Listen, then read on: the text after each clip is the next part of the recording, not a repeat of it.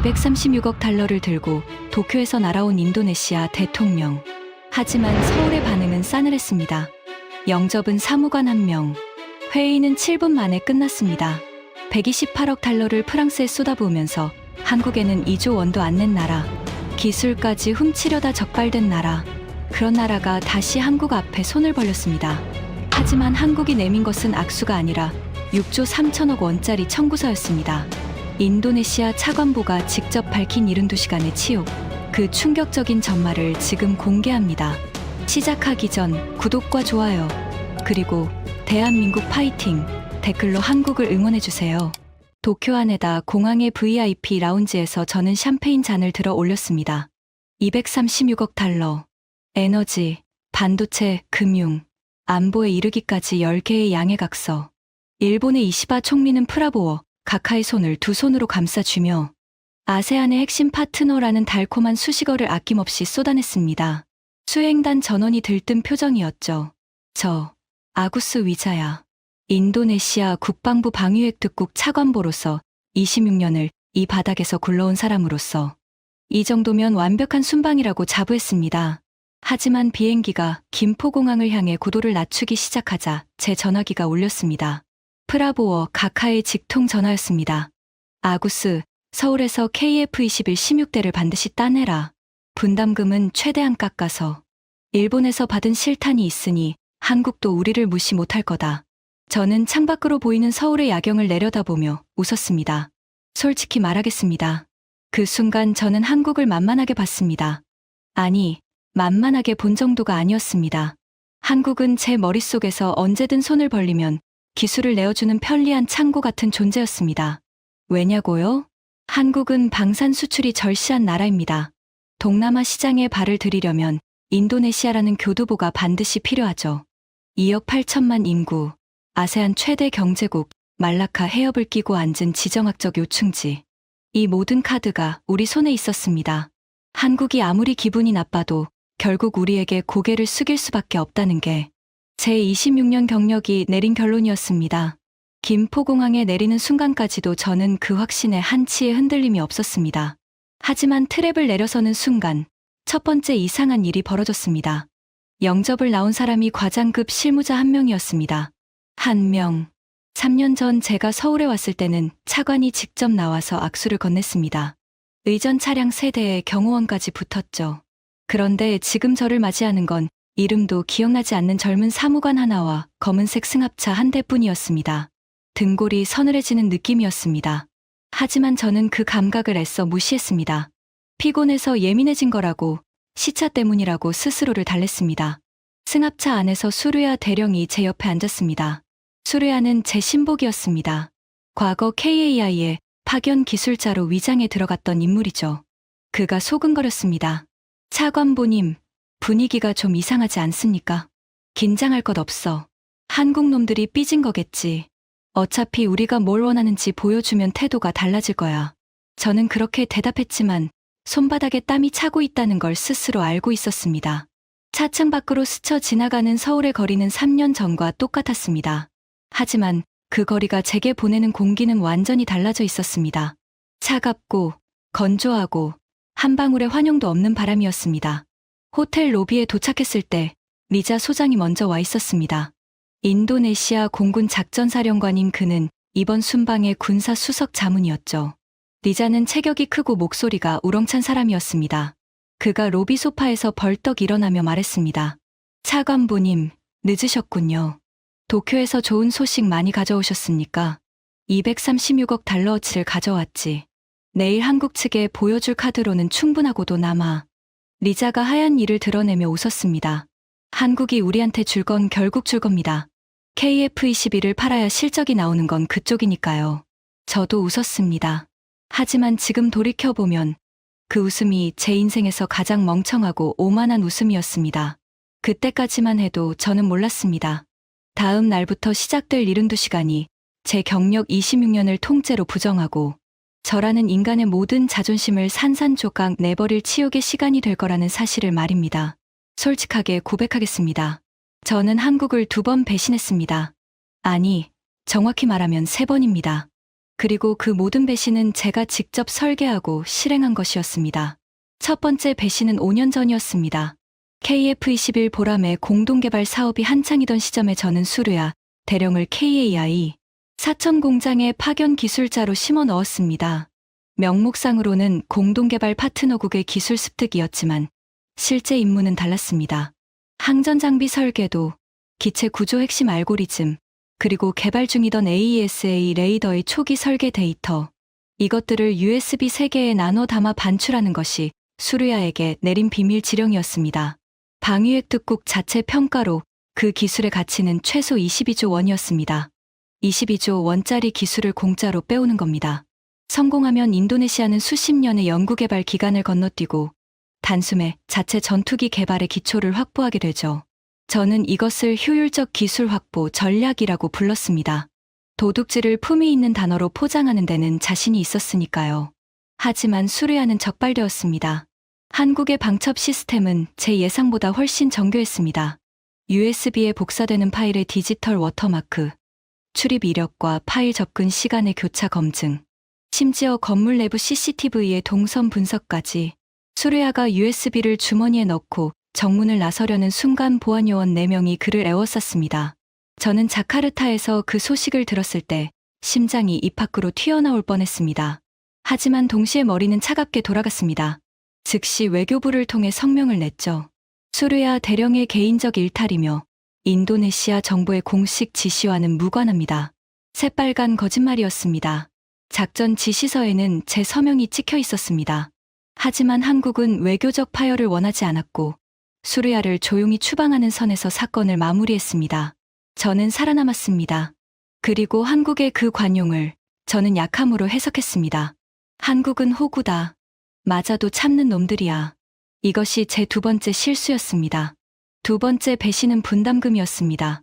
KF21 공동개발 분담금으로 인도네시아가 부담해야 할 금액은 전체 사업비의 20%, 약 1조 8천억 원이었습니다. 계약서에 서명한 것은 전임 정부였지만 그 이행을 관리하는 건 제 소관이었습니다. 저는 매 분기 한국 측의 독촉 전화를 받을 때마다 같은 레퍼토리를 반복했습니다. 예산 심의가 지연되고 있습니다. 의회 승인 절차가 복잡합니다. 내년 상반기에 반드시 송금하겠습니다. 3년 동안 같은 말을 돌려가며 썼습니다. 한국 측 담당자의 목소리가 회를 거듭할수록 차갑게 식어가는 걸 느꼈지만 저는 개의치 않았습니다. 왜냐고요? 그 시간 동안 저는 파리에서 훨씬 더 짜릿한 거래를 진행하고 있었으니까요. 세 번째 배신. 이것이 결정타였습니다. 프랑스 다소 항공의 본사, 파리 외곽 생클로의 그 웅장한 건물에서 저는 라팔 전투기 42대 도입 계약서에 사인했습니다. 128억 달러, 우리 돈으로 17조 원에 육박하는 금액이었습니다. 펜을 내려놓는 순간 저는 다소의 CEO와 악수하며 환하게 웃었습니다. 플래시가 터지고 샴페인이 열렸습니다. 그 순간 제 머릿속에 스쳐 지나간 생각은 이것이었습니다. 한국에는 1조 8천억 원도 없다고 했으면서 프랑스에는 17조 원을 현찰로 내밀었어. 멋지지 않아? 네. 저는 그것을 멋지다고 생각했습니다. 한국이라는 호구에게는 무임승차로 기술을 빨아먹고 프랑스에게는 큰돈을 쥐어주며 우리는 돈 있는 나라라고 과시하는 것. 이것이 제가 설계한 완벽한 양다리 외교의 결정판이었습니다. 하지만 저는 한 가지를 간과했습니다. 한국이 바보가 아니라는 사실을 말입니다. 우리가 다소 본사에서 계약서에 서명하고 있을 때 한국은 모든 것을 지켜보고 있었습니다. 우리 국방부 내부의 예산 집행 기록, 의회 답변 내용, 프랑스 쪽 계약 일정까지. 한국의 정보 역량은 제가 상상한 것 이상이었습니다. 그리고 한국은 조용히 결론을 내렸을 겁니다. 인도네시아는 돈이 없는 게 아니라 우리에게 줄 돈이 아까운 거다. 맞는 말이었습니다. 정확히 그게 사실이었으니까요. 리자 소장은 그런 저를 더욱 부추겼습니다. 차관보님, 한국은 결국 우리한테 KF21을 팔 수밖에 없습니다. 동남아 시장에 발을 들이려면 우리가 필요하니까요.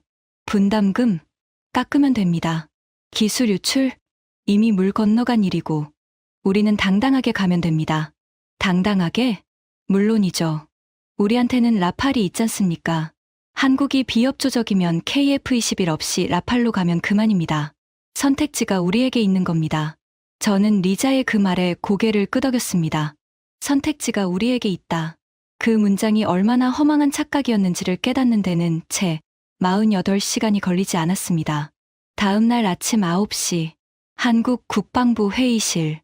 회의실 문을 열고 들어서는 순간 가장 먼저 눈에 들어온 것은 정면 벽에 걸린 대형 사진이었습니다. 경남 사천의 KAI 공장 앞에 도열한 KF-21 보람에 하늘빛 도장이 형광등 아래서 금속 성광택을 내뿜고 있었고, 사진 아래에는 한글과 영문으로 이렇게 적혀 있었습니다.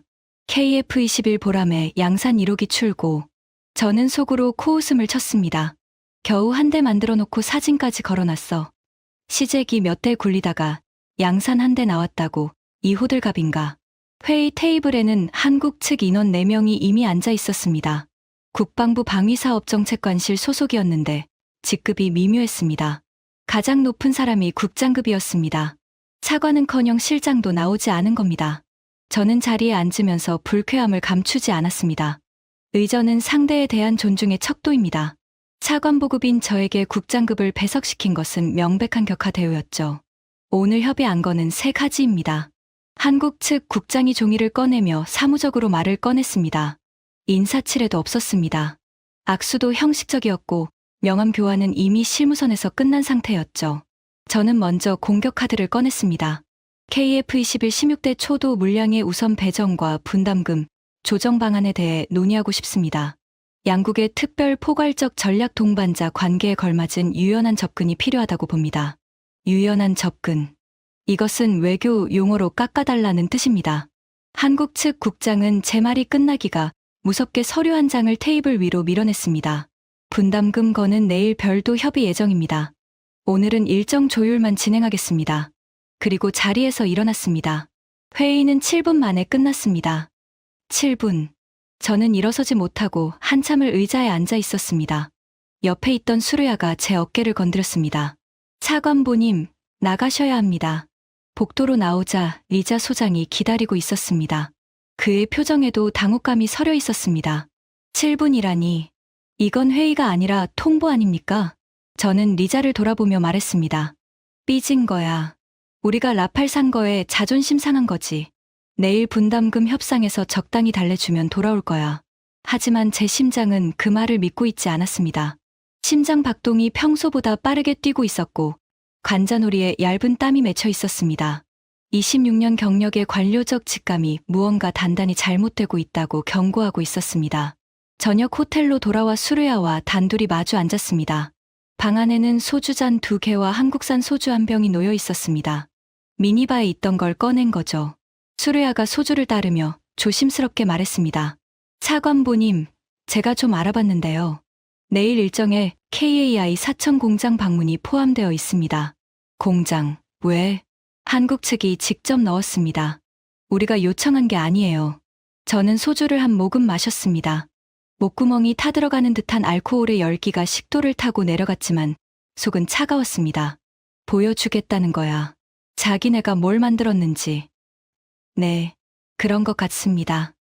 좋아, 보여주면 볼 거야. 시제기 몇 대 세워놓고 포토타임 하겠지 뭐. 저는 그렇게 말하며 잔을 내려놓았습니다. 하지만 손이 미세하게 떨리고 있었습니다. 3년 전 KAI 공장을 방문했을 때의 기억이 떠올랐습니다. 그때는 조립동 한 동에서 시제기 2대를 만들고 있었습니다. 기술자들이 수작업으로 부품을 붙이고 있었고 공장 바닥에는 아직 먼지가 쌓여 있었습니다.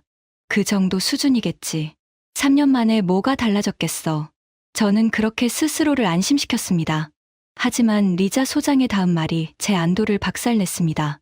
차관보님, 하나 더 있습니다. 뭔데?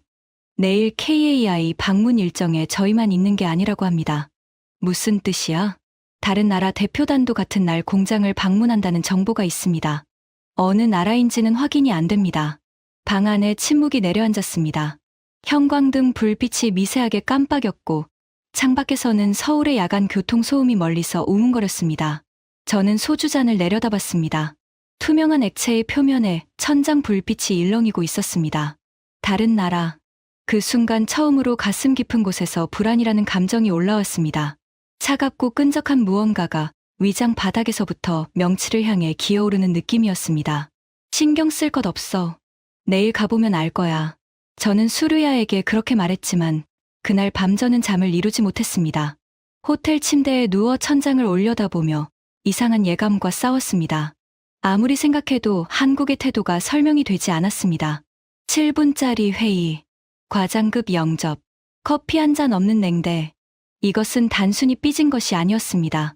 이것은 계산된 것이었습니다. 상대를 무시할 수 있는 사람은 두 종류뿐입니다. 미쳤거나 아니면 무시해도 될 만큼 자기가 강하거나. 한국이 미치지 않았다면 나머지 하나밖에 없었습니다. 하지만 저는 그 결론을 인정하고 싶지 않았습니다. 인정하는 순간 지난 5년간 제가 설계한 모든 전략이 한꺼번에 무너지니까요. 새벽 4시, 저는 베개를 껴안은 채 중얼거렸습니다. 괜찮아. 내일 가보면 별것 아닐 거야. 겨우 한국이잖아. 겨우 한국. 그 한마디가 제 인생에서 가장 처절한 오판이었다는 것을 깨닫는 데는 정확히 14시간이 걸렸습니다. 다음 날 새벽, 우리 일행은 군용기를 타고 경남 사천으로 이동했습니다. KAI 공장까지 가는 차 안에서 리자 소장이 태블릿을 들여다보며 중얼거렸습니다. 차관보님, 제가 KF21 양산 스케줄을 확인해 봤는데 공개된 자료 기준으로는 연간 8대 생산이 목표라고 합니다. 아직 초기 단계니까 실제로는 그 절반도 못 찍고 있을 겁니다. 저는 고개를 끄덕였습니다. 그 분석이 맞을 거라고 생각했습니다. 시제기에서 양산으로 넘어가는 과도기에는 어느 나라든 생산 라인이 삐걱거리기 마련이니까요. 미국의 F-35도 초기 양산 단계에서 수년간 일정 지연과 품질 문제에 시달렸습니다. 한국이라고 다를 리 없었습니다. 걱정 마. 공장 가봐야 시제기 몇 대 세워놓고 양산 1호기 출고, 현수막 걸어놓은 게 전부일 거야. 제가 그렇게 말하자 수레아도 동조했습니다. 맞습니다. 제가 5년 전에 있었을 때만 해도 조립동 한 동이 전부였습니다. 기술자들이 수작업으로 리벳을 받고 있었죠. 3년 만에 극적으로 달라졌을 리가 없습니다. 차가 KAI 정문에 멈춰 섰습니다. 보안 게이트를 통과하는데 15분이 걸렸습니다. 신분 확인, 전자기기 수거, 촬영 장비 봉인. 3년 전보다 보안이 3배는 강화되어 있었습니다. 그것이 두 번째 이상한 신호였지만 저는 애써 무시했습니다. 한국 측 안내원이 앞장서서 걸었습니다. 콘크리트 통로를 지나 거대한 강철 문 앞에 섰을 때 안내원이 돌아서며 말했습니다. 양산동입니다. 들어가시겠습니까? 문이 열렸습니다. 그리고 저는 멈춰 섰습니다.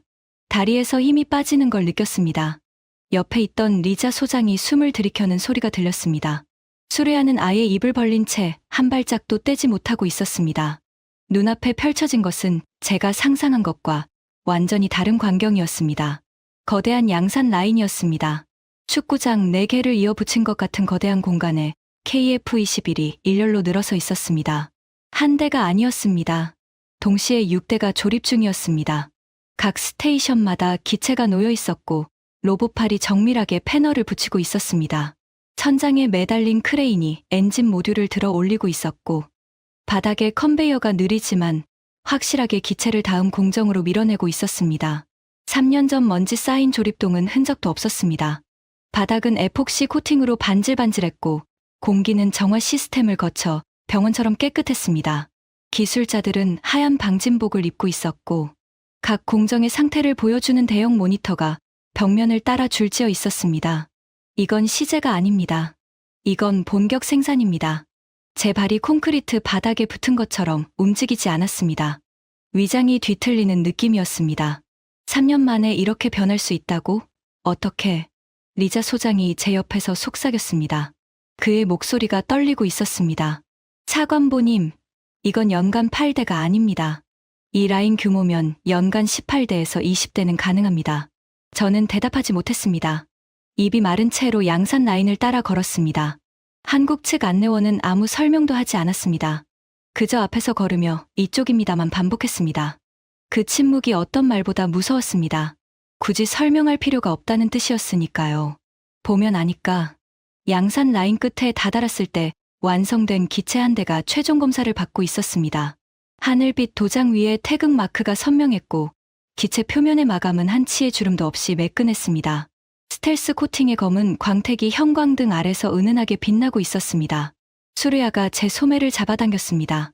차관보님, 저게 5년 전에 제가 빼내려던 설계의 결과물입니다. 저는 수레아를 돌아봤습니다. 그의 얼굴이 하얘져 있었습니다. 우리가 훔치려다 실패한 걸 이 사람들은 직접 완성한 겁니다. 그것도 양산까지. 가슴이 쿵 내려앉았습니다. 등줄기를 타고 식은땀이 흘러내렸습니다. 저는 양산 라인을 한 번 더 돌아봤습니다. 6대의 KF-21이 각기 다른 조립 단계에 놓여 있었고 이 라인은 쉬지 않고 돌아가고 있었습니다. 우리가 오든 오지 않든 상관없이 한국은 우리를 기다리고 있지 않았습니다. 진작부터 양산동을 나와 다음 일정으로 향했습니다. 국방과학연구소 산하의 전자전 기술 브리핑이었습니다. 브리핑룸에 들어서자 정면에 대형 스크린이 켜져 있었고 KF-21의 기수 부분이 확대되어 있었습니다. 레이더 돔 내부의 구조도가 펼쳐져 있었죠. 한국 측 연구원이 담담하게 설명을 시작했습니다.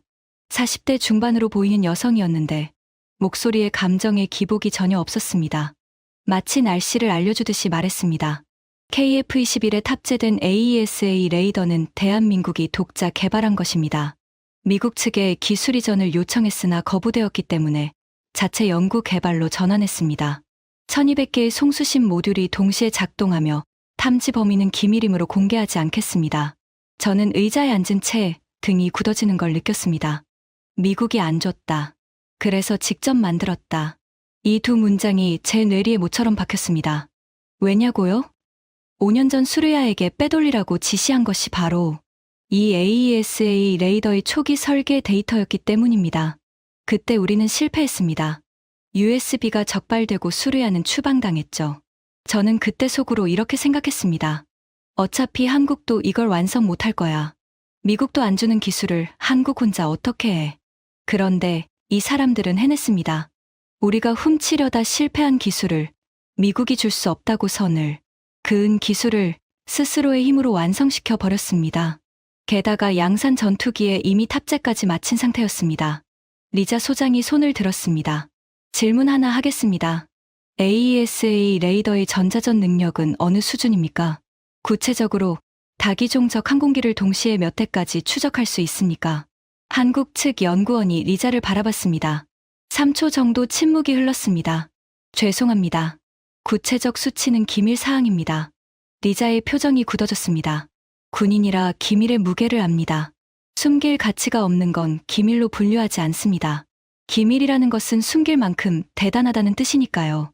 브리핑이 끝나고 복도로 나왔을 때 리자가 제 팔을 잡았습니다. 그의 손에 힘이 들어가 있었습니다. 차관보님, 솔직히 말씀드리겠습니다. 뭔데? 라팔의 RBE 레이더보다 이 AESA가 더 뛰어날 가능성이 있습니다.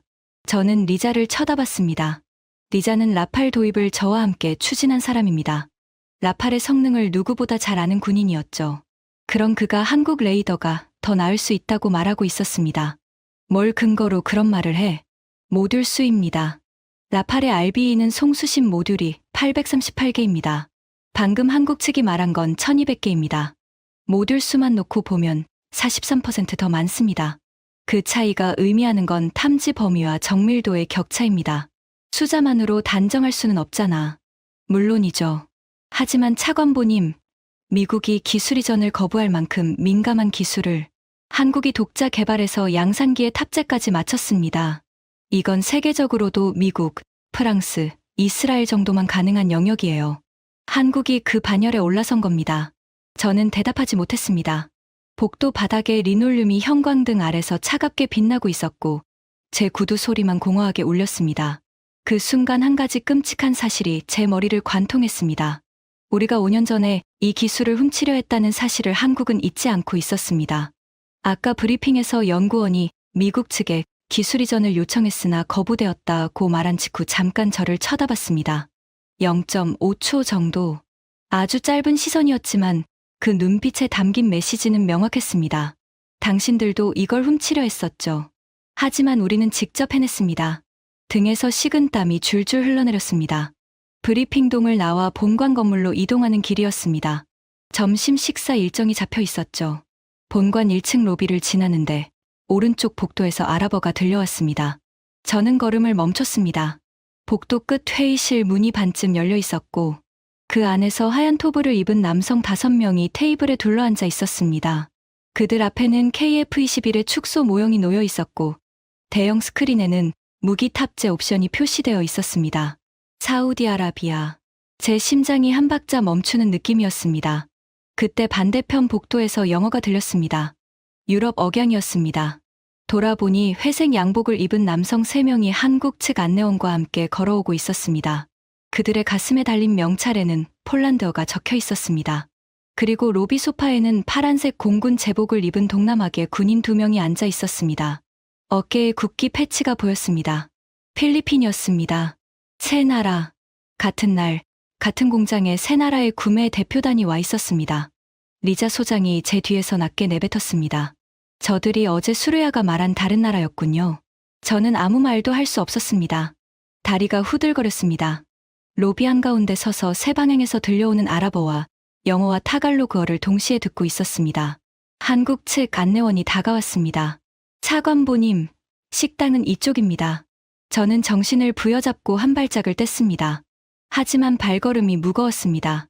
마치 무릎까지 차오르는 진흙탕을 걷는 것 같았습니다. 점심을 먹으면서 저는 한국 측 수행원에게 최대한 자연스럽게 물었습니다. 오늘 다른 방문 일정도 있는 모양이군요. 바쁘시겠습니다. 수행원이 젓가락을 내려놓으며 대답했습니다. 네. 이번 주에만 5개국 일정이 잡혀 있습니다. 5개국. 밥이 목구멍을 넘어가지 않았습니다. 젓가락을 쥔 손이 미세하게 떨렸고 저는 반찬 그릇을 건드리는 척하며 손을 테이블 아래로 내렸습니다. 숨을 깊게 들이쉬었지만 가슴이 답답했습니다. 우리가 없어도 한국은 전혀 아쉽지 않았습니다. 이미 줄을 서고 있는 나라가 5개국이었습니다. 우리가 발을 빼면 그 빈자리를 차지하려는 경쟁이 벌어지는 구조였습니다. 제가 26년간 믿어온 전제가 무너지는 순간이었습니다. 동남아 시장이 필요하니까 한국은 우리에게 고개를 숙인다. 그건 착각이었습니다. 한국에게 동남아 시장은 여러 옵션 중 하나였을 뿐입니다. 중동, 유럽, 동남아 다른 나라들. 선택지는 한국에게 있었습니다. 우리에게 있는 게 아니라 식사 후 화장실에 들어가 세면대 앞에 섰습니다. 거울에 비친 제 얼굴이 3년은 늙어 보였습니다.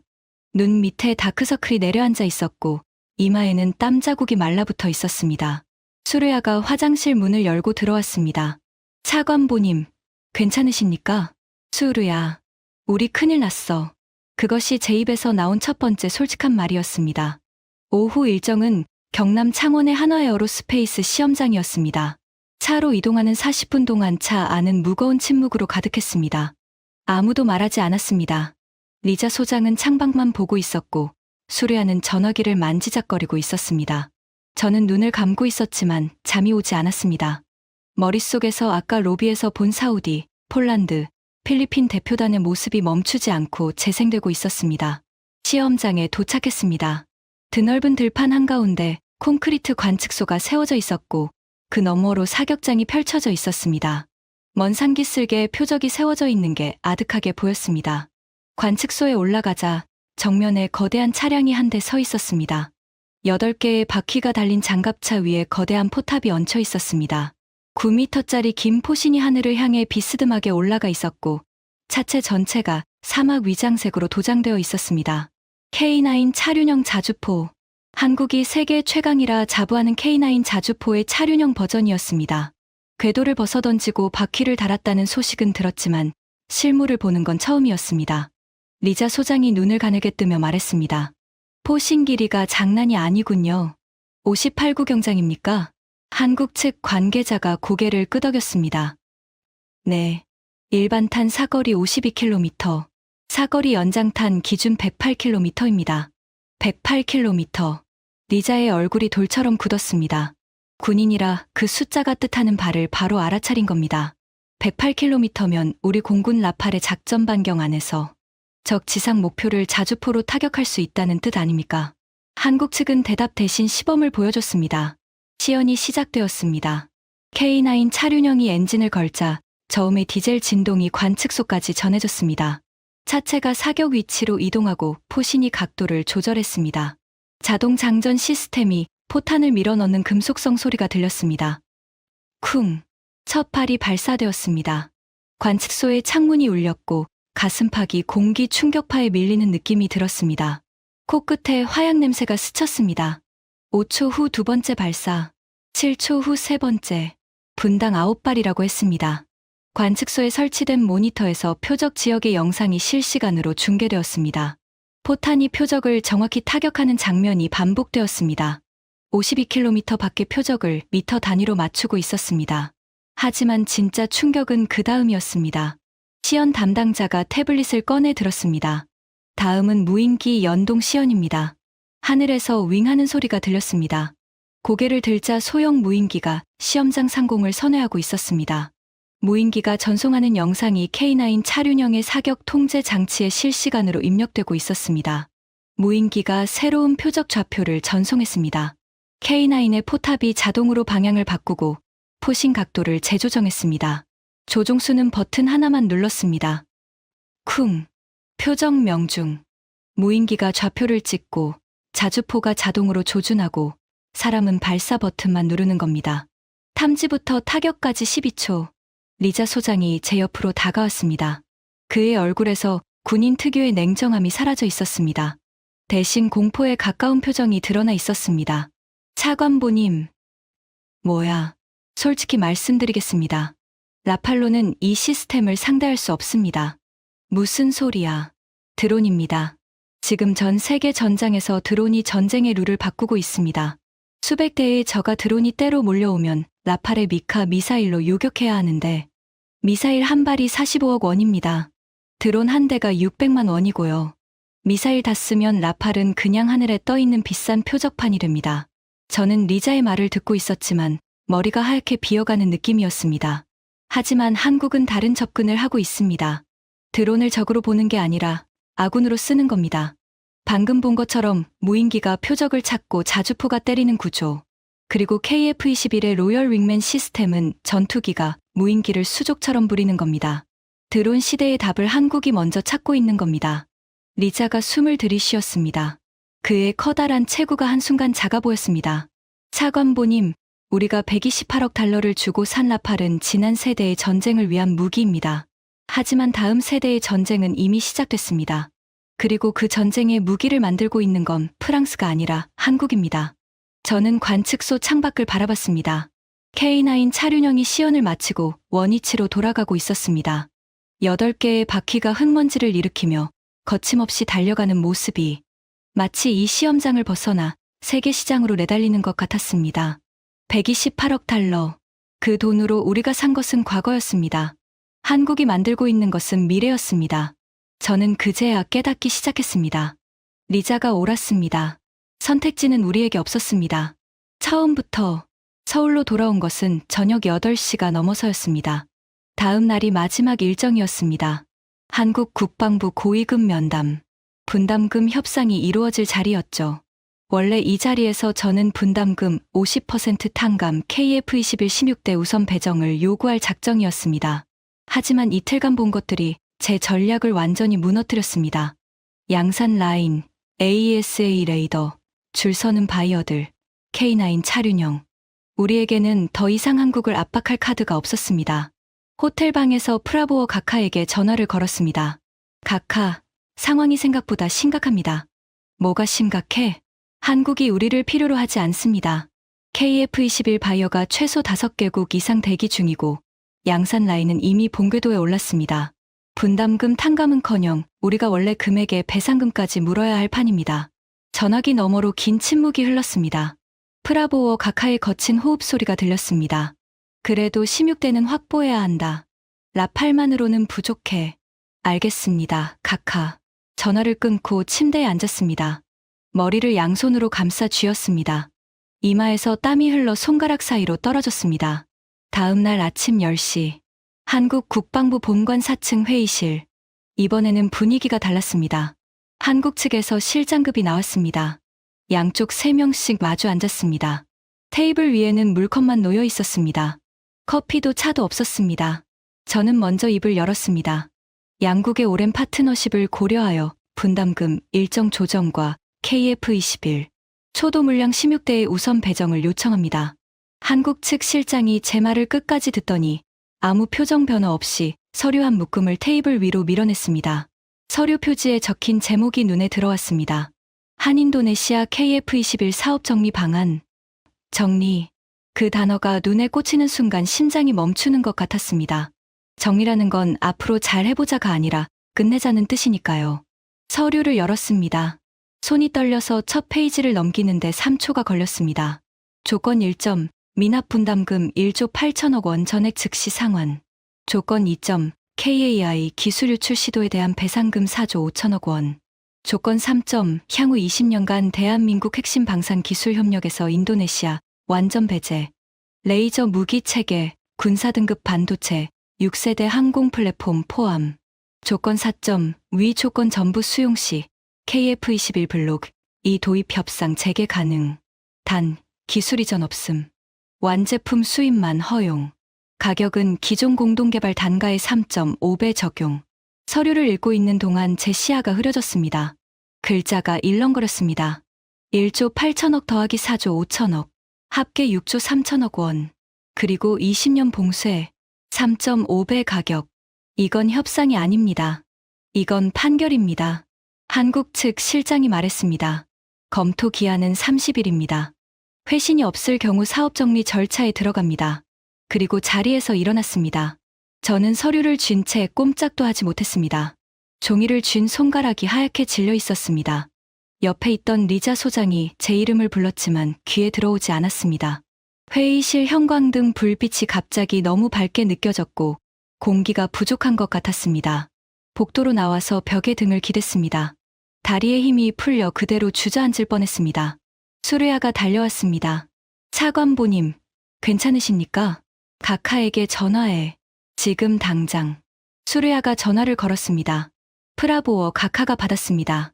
저는 떨리는 목소리로 한국 측의 조건을 읽어드렸습니다. 1조 8천억 상환, 4조 5천억 배상, 20년 봉쇄, 3.5배 가격. 전화기 너머로 프라보어 가카의 주먹이 테이블을 치는 소리가 들렸습니다. 그 조건을 받아들일 수는 없다. 가카. 저는 깊게 숨을 들이쉬었습니다. 그리고 26년 관료 인생에서 처음으로 가카에게 솔직한 말을 했습니다. 가카, 받아들이지 않으면 우리에겐 아무것도 남지 않습니다. 사우디가 기다리고 있습니다. 폴란드가 기다리고 있습니다. 필리핀이 기다리고 있습니다. 우리 자리를 차지하려는 나라가 줄을 서고 있습니다.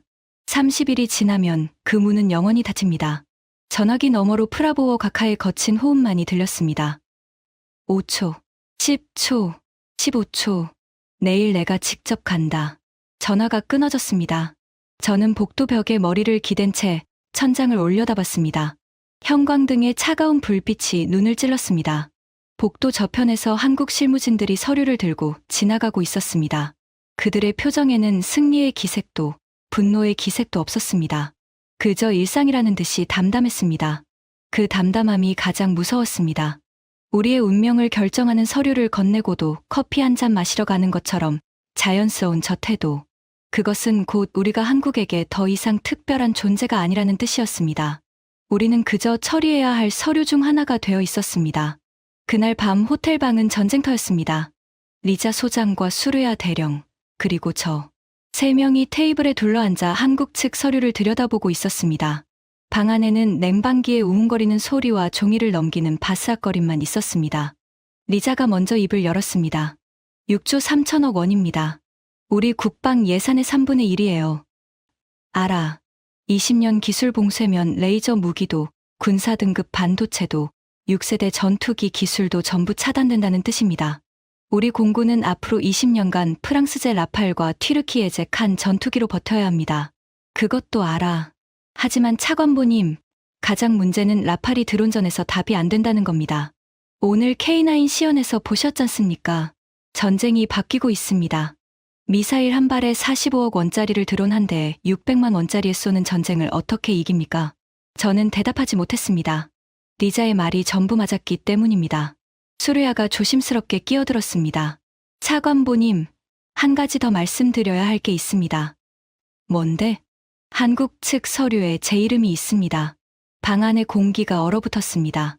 5년 전 기술 유출 시도 건의 실행자로 제 이름이 적시되어 있습니다. 그리고 지시 개통에 차관보님의 직책이 언급되어 있습니다.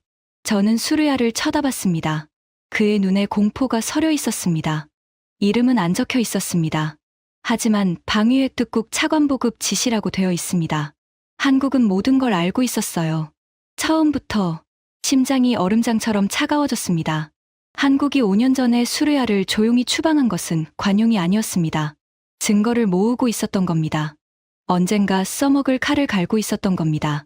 그리고 지금 그 칼을 꺼낸 것이었습니다. 저는 의자에서 일어나 창가로 걸어갔습니다. 서울의 야경이 눈앞에 펼쳐져 있었습니다.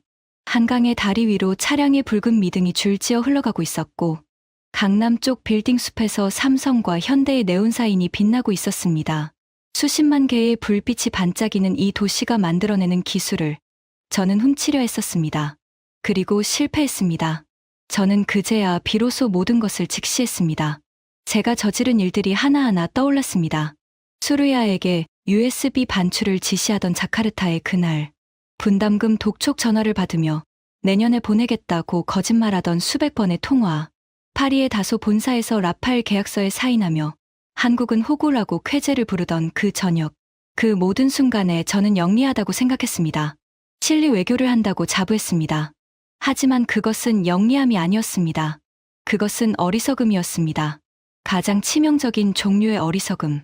상대를 과소평가하는 어리석음이었습니다. 한국은 기다리고 있었습니다. 우리가 배신할 때마다 기록하고, 우리가 자만할 때마다 준비하고, 우리가 딴짓을 하는 동안 자기 기술을 완성하고 있었습니다. 그리고 마침내 양산 라인을 가동시키고, 세계 5개국의 바이어를 줄 세우고, 우리가 가장 절박한 순간에 조용히 청구서를 내밀었습니다. 빚을 갚으시오. 저는 창문에 이마를 기댔습니다. 유리의 차가운 감촉이 이마에 닿았습니다. 눈이 뜨거워지는 걸 느꼈습니다. 128억 달러를 프랑스에 쏟아부으면서 한국에는 1조 8천억 원도 아까워한 그 오만함. 22조 원짜리 기술을 공짜로 훔치려 한 그 천박함. 한국은 호구다. 맞아도 참는다고 비웃은 그 무지함. 그 모든 것의 대가가 지금 이 서류한 묶음으로 돌아온 것이었습니다. 리자 소장이 제 등 뒤에서 말했습니다. 그의 목소리는 평소의 우렁참이 사라져 있었습니다. 차관보님, 솔직히 말씀드리겠습니다. 라팔만으로는 다음 전쟁을 못 이깁니다. 드론 시대에 우리 공군은 벌거벗은 겁니다. KF-21의 문이 닫히면 우리 군은 20년을 뒤처지게 됩니다. 알아, 리자. 그러면 방법은 하나뿐입니다. 저는 돌아서서 리자를 봤습니다. 커다란 최고의 공군 장성이 저를 똑바로 쳐다보고 있었습니다. 한국의 조건을 받아들여야 합니다. 6조 3천억 원을 내고서라도 이 문을 다시 열어야 합니다. 이것은 돈의 문제가 아닙니다. 국가 생존의 문제입니다. 방 안에 다시 침묵이 내려앉았습니다. 냉방기의 소리만 웅웅거렸습니다. 저는 전화기를 들었습니다. 프라보어 가카에게 마지막 전화를 걸었습니다. 가카, 한국의 조건을 받아들여야 합니다. 6조 3천억을 내라고? 네. 그리고 사과해야 합니다. 기술 유출건에 대해서, 분담금 미납에 대해서, 모든 것에 대해서. 긴 침묵이 흘렀습니다. 가카, 우리가 128억 달러를 프랑스에 줄 때 한국에는 1조 8천억 원도 안 줬습니다. 17조 원은 있으면서 2조 원은 없다고 거짓말했습니다. 한국은 그걸 다 알고 있었습니다. 지금 이 청구서는 우리가 자초한 겁니다. 그래서 어쩌라는 거야, 아구스. 무릎을 꿇어야 합니다, 가카. 한국의 용서를 살 수는 없지만 신뢰를 다시 쌓을 기회는 구할 수 있습니다. 그 기회마저 놓치면 우리에게는 정말 아무것도 남지 않습니다. 전화기 너머로 프라보어 가카의 긴 한숨이 들렸습니다. 내일 아침 나를 데리러 와라. 다음 날 아침 한국 국방부. 프라보어 가카가 직접 왔습니다. 한국 측에서는 장관급이 나왔습니다. 양쪽이 긴 테이블에 마주 앉았습니다. 저는 프라보어 가카의 뒤에 앉아 있었습니다. 리자 소장과 수르야 대령이 제 양 옆에 있었습니다. 프라보어 가카가 먼저 입을 열었습니다. 양국의 관계를 다시 세우기 위해 왔습니다. 한국 측 장관은 고개만 살짝 끄덕였습니다. 미소도, 악수 요청도 없었습니다. 조건을 검토하셨습니까? 프라보어 가카의 커다란 체구가 한순간 움츠러드는 게 보였습니다. 26년간 이분을 보좌하면서 처음 보는 모습이었습니다. 동남아 최강의 군인 출신 대통령이 한국 관료 앞에서 어깨를 떨구고 있었습니다. 검토했습니다. 수용하겠습니다.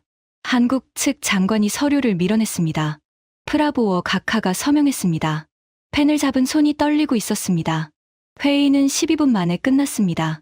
복도로 나왔을 때 프라보어 각하는 아무 말 없이 걸어갔습니다. 수행단 전원이 침묵 속에서 뒤를 따랐습니다. 엘리베이터 안에서 각하가 저를 돌아봤습니다. 아구스. 네, 각하.